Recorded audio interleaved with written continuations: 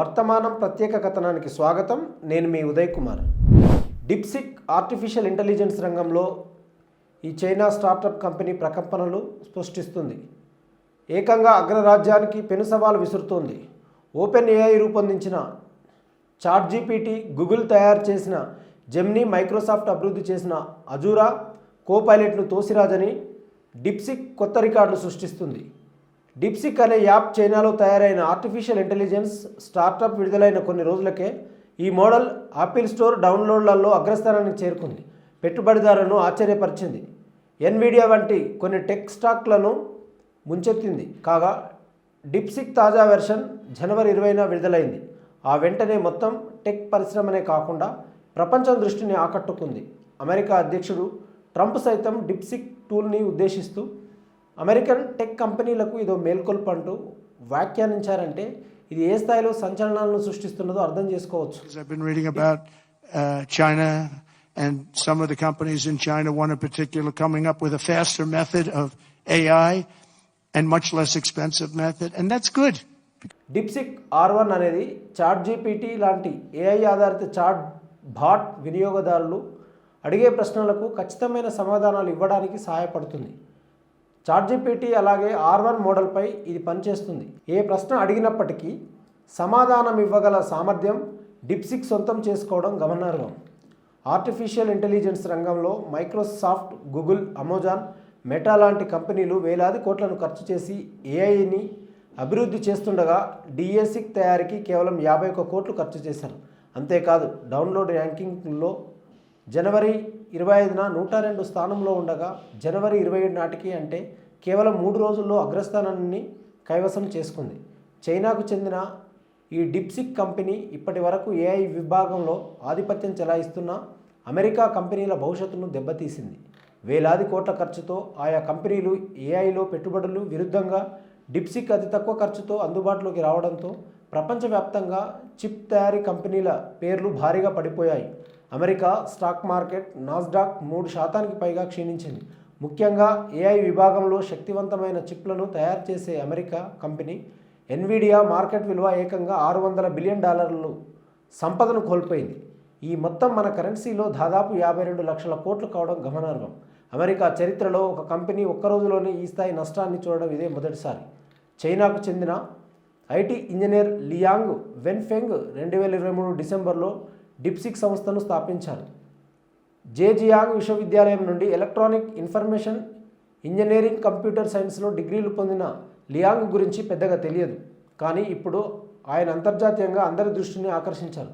ఇటీవల చైనా ప్రధానమంత్రి లిక్వియాంగ్ నిర్వహించిన సమావేశంలో ఆయన కనిపించారు.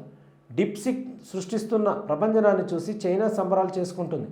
పశ్చిమ దేశాలలాగా స్వతంత్రంగా సాంకేతికతను నిర్మించాలని ప్రయత్నిస్తున్న చైనా ప్రభుత్వానికి డిప్సిక్ కంపెనీ విజయం ఒక గొప్ప ప్రోత్సాహకం. చైనా కమ్యూనిస్టు పార్టీ డిప్సిక్ నెలకొల్పుతున్న రికార్డులపై ఇంకా వ్యాఖ్యానించనప్పటికీ సిలికాన్ వ్యాలీ, వాల్ స్ట్రీట్ దిగ్గజాలను నిద్ర లేకుండా చేస్తుందని చైనా దేశ మీడియా గమనించింది. ఇది యుఎస్ స్టాక్ మార్కెట్ను తారుమారు చేస్తుంది. కాగా చైనాలో డిప్సిక్ సాధిస్తున్న పురోగతి ఆ దేశ సాంకేతిక నైపుణ్యం, స్వావలంబనకు నిదర్శనమని సిడ్నీ విశ్వవిద్యాలయంలో అసోసియేట్ ప్రొఫెసర్ మెరీనా జంగ్ అన్నారు. కంపెనీ విజయం చైనా ఇన్నోవేషన్ 2.0 ధృవీకరణగా పరిగణిస్తున్నారు. ఇది యువతరం వ్యవస్థాపకులచే నడపబడే స్వదేశీ సాంకేతిక నాయకత్వం కొత్త యుగం. కానీ ఈ భావన టెక్ ఐసోలేషన్కు కూడా దారి తీయవచ్చునని ఆమె హెచ్చరించారు. మరొక ప్రత్యేక కథనం. కుంభమేళా తొక్కిసలాటకు వీఐపీ సంస్కృతి, నిర్వహణ లోపాలే కారణమన్న విపక్ష నాయకులు. మహాకుంభమేళాలో తొక్కిసలాట చోటు చేసుకుంది. మౌని అమావాస్య సందర్భంగా వేకువజామున అమృత స్నానం కోసం భక్తులు పోటెత్తారు. సంగం నది వద్ద జరిగిన ఘటనలో ఒక్కసారిగా పెద్ద ఎత్తున భక్తులు తరలిరావడంతో తొక్కిసలాట చోటు చేసుకుంది. కనీసం డజను మంది మరణించగా అనేక మంది గాయపడ్డారు. ఈ సంఘటనపై ప్రతిపక్ష పార్టీలు తీవ్ర విమర్శలు గుప్పించాయి.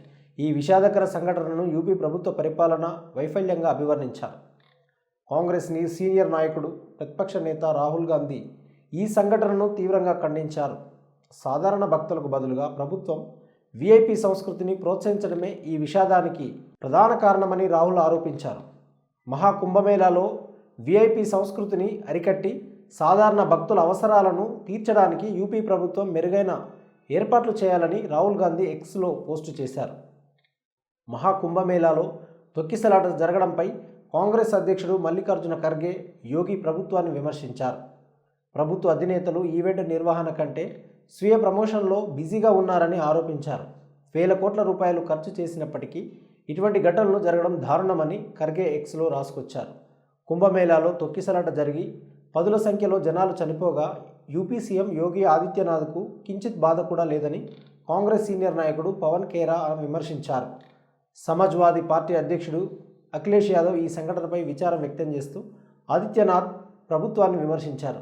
మహాకుంభమేళ కోసం యూపీ ప్రభుత్వం వేల కోట్లు ఖర్చు చేస్తున్న నేపథ్యంలో సామాన్య భక్తుల కోసం సరైన ఏర్పాట్లు చేయాలని ఆయన మీడియాతో అన్నారు. తొక్కిసలాటలో గాయపడిన వారికి త్వరిత వైద్య చికిత్సలు అందించాలని, నిఘా కోసం డ్రోన్లను ఉపయోగించాలని, మౌని అమావాస్య షాయి స్నాన్ కోసం మెరుగైన ఏర్పాట్లు చేయాలని అఖిలేష్ యాదవ్ ప్రభుత్వానికి విజ్ఞప్తి చేశారు. అంతేకాదు మహాకుంభమేళ నిర్వహణను యూపీ ప్రభుత్వానికి బదులుగా సైన్యానికి అప్పగించాలని డిమాండ్ చేశారు. ఈ ప్రమాదానికి నైతిక బాధ్యత వహించి వారి పదవులకు రాజీనామా చేయాలని అఖిలేష్ అన్నారు. శివసేన యూబీటీ నాయకుడు సంజయ్ రౌత్ మాట్లాడుతూ జరుగుతున్న మహాకుంభ బీజేపీ మార్కెటింగ్ జిమ్మిక్ తప్ప మరొకటి కాదు అని అన్నారు. అఖిలేష్ యాదవ్ హయాంలో కుంభం వద్ద ఏర్పాట్లు అత్యుత్తమంగా ఉండేవని అన్నారు. ఆమ్ ఆద్మీ పార్టీ కన్వీనర్ అరవింద్ కేజ్రీవాల్ మాట్లాడుతూ తొక్కిసలాట సంఘటన చాలా విచారకరమని అన్నారు. ఈ పరిస్థితుల్లో మీరు ఏ భారీ జనసందోహ కార్యక్రమానికి హాజరైనా చేయాల్సినటువంటి పని ఏమంటే గుంపు మధ్యలో ఉండకుండా చివరిలో ఉండేలా చూసుకోవాలని నిపుణులు సూచిస్తున్నారు. తొక్కిసలాట చోటు చేసుకుంటుంటే తమ ప్రాణాలు కాపాడుకునేందుకు వెంటనే పక్కకు తిరిగి ముడుచుకొని పడుకోవడానికి ట్రై చేయాలి. మీతో పాటు పిల్లలుంటే గనక వారిని మీ పొత్తి కడుపులో పెట్టుకొని పడుకోవాలని అన్నారు. అంతేకాదు మౌత్ బ్రీతింగ్, సిపిఆర్ పద్ధతుల గురించి కాస్త అవగాహన చేసుకుంటే మంచిదని నిపుణులు సూచిస్తున్నారు. వాస్తవ వార్తలకు ప్రమాణం టీవీ వర్తమానం. సబ్స్క్రైబ్ చేయండి, షేర్ చేయండి, వర్తమానాన్ని ప్రజల్లోకి తీసుకెళ్ళండి. ధన్యవాదాలు.